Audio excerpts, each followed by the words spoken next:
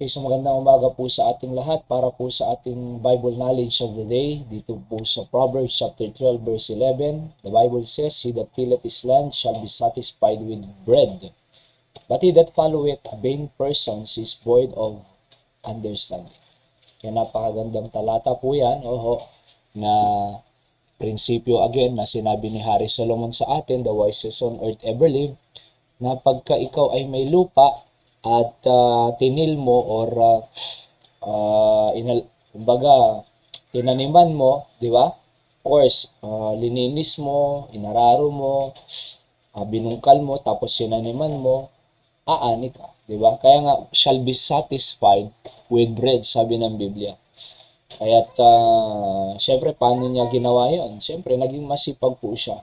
Oo, nagtrabaho po siya. Kaya po siya na-satisfied ng bread.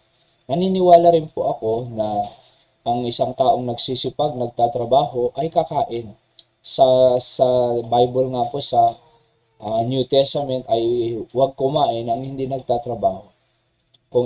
Kung gusto mong kumain, magtrabaho ka. Ganun din po sa Old Testament, noong nagkasala si Adan, di ba? At Eva. Ang sabi ng Panginoon bilang sumpa doon sa tao, ay kakain ka with the sweat of thy face. Ibig sabihin, magtatrabaho ka muna, magpapawis ka muna, bago ka kakain ng iyong trinabaho.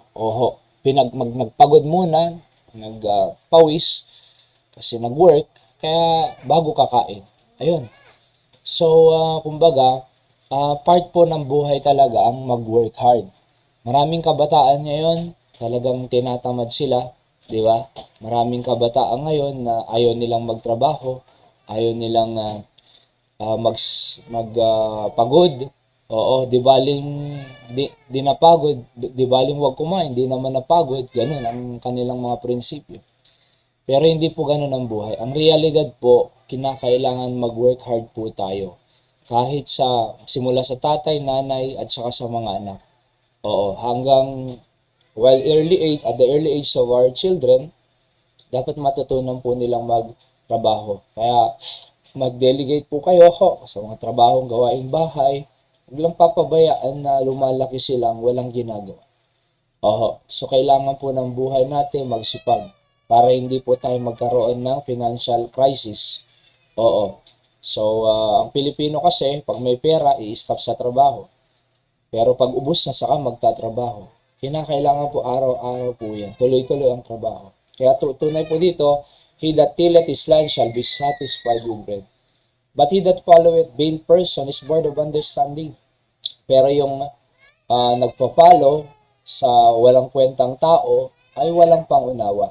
So yung mga tambay, walang ginagawa, nakatambay lang. And naglalakwat siya, walang pangunawa. Bakit? Hindi nila alam na ang future ay darating. At hindi nila pinaghandaan ang future, kawawa po sila, di ba? So, bakit?